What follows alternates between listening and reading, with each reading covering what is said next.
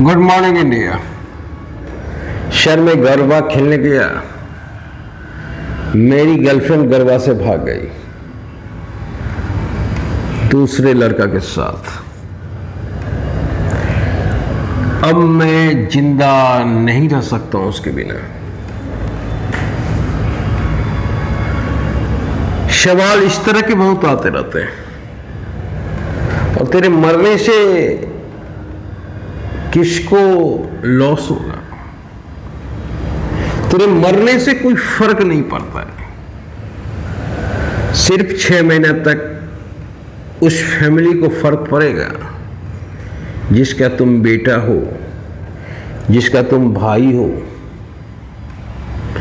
और किसी को फर्क नहीं पड़ता। 6 महीने बाद वो भी भूल जाएंगे, और तेरी गर्लफ्रेंड अपनी जवानी पे इतर आएगी। वो जब भी आईने के सामने जाएगी लिपस्टिक लगाने, और लिपस्टिक लगा के बोलेगी कि इसी जवानी पे एक पागल मर मिटा। तू सोचते हो कि तेरी गर्लफ्रेंड की आंख में थोड़ा सा भी आंसू आएगा? तो गलत है। उसे आंसू नहीं आएगा, वो और खुश होगी कि साला इस एक पागल इस जवानी पे फिदा होके मर मिटा। और तुम सोचते हो कि गर्लफ्रेंड सिर्फ तुझे ही छोड़ी, तो ये भी तेरी पागलपंती है। अरे सलमान को छोड़ी, ऋतिक को छोड़ा, विल गेट को छोड़ा, हार्दिक भाई को छोड़ा, भगवान समझ ही नहीं सके नारी को। तू क्या समझेगा? अब भगवान ने एक मौका तुझे दिया है अपने आप को पहचानने का। तू भगवान का शुक्र अदा कर। अभी तक तू जीता था दिन रात, बाबू रे सोना रे कब खाई, आज मिलोगी कि नहीं मिलोगी, आज चलो सिनेमा देखने। जगने से पहले फोन करता था, उठ जाओ बाबू, उठ जा सोना, किस करता था फोन पे। अब ये सब बंद करो। अब तुझे कुछ करना है अपने लिए। आज तक 24 घंटा परेशान रहा उसके पीछे, अब तुझे खोजना है अपने आप को। एक कहानी सुनाता हूं। तुलसीदास से ज्यादा वासना तेरे पास नहीं होगा। अभी तक जितना भी पुरुष जन्मे हैं, सबसे ज्यादा वासना तुलसीदास में था। एक रात भी अपने बिना पत्नी के बिना नहीं रह सकते थे। एक रोज उनकी पत्नी मायके चली गई।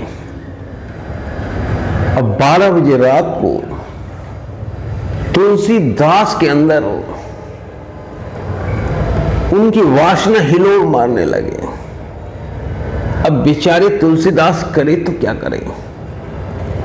12 बजे रात को ही उठकर फैसला किया कि अब बीवी के पास ही चला जाए। पर गांव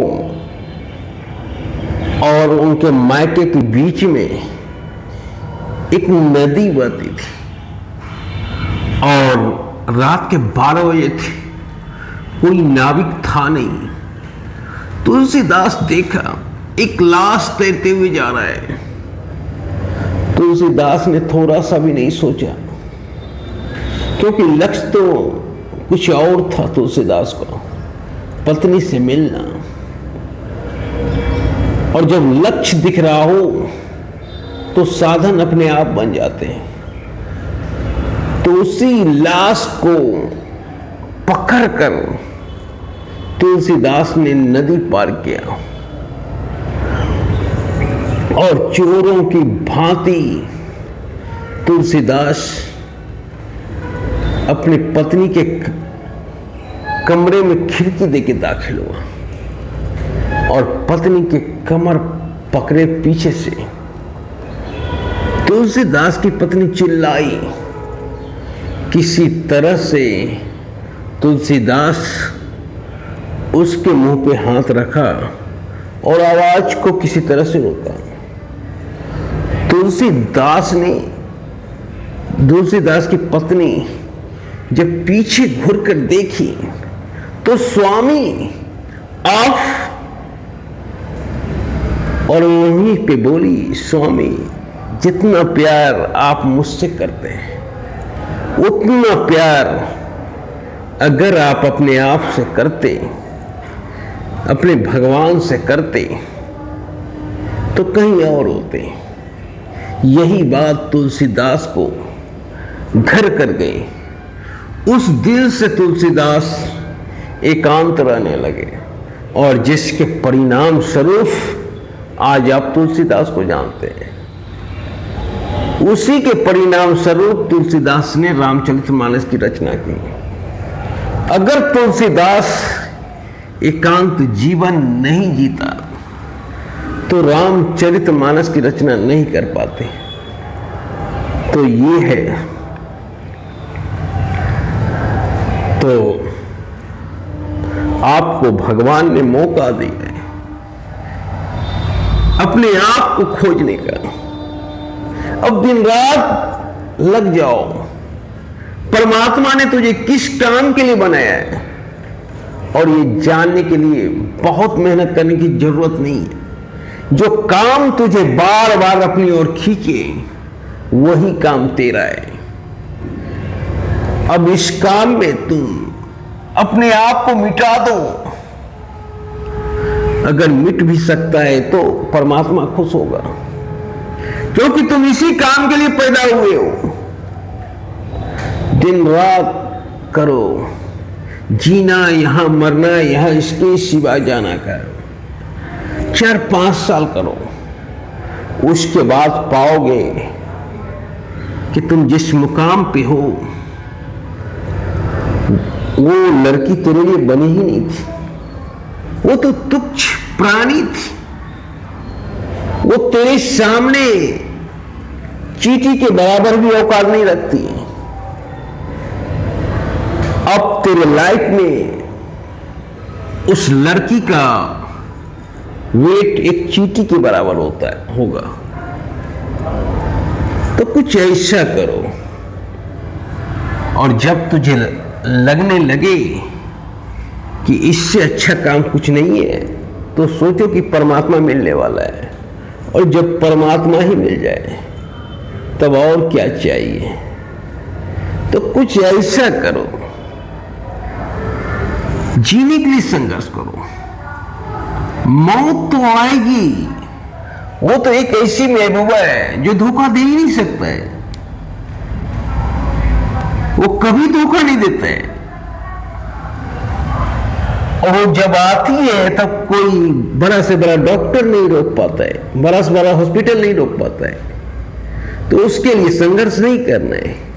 हमारे बिहार में अगर ब्रेकअप होता है तो बच्चा यूपीएससी या बीपीएससी निकालता है।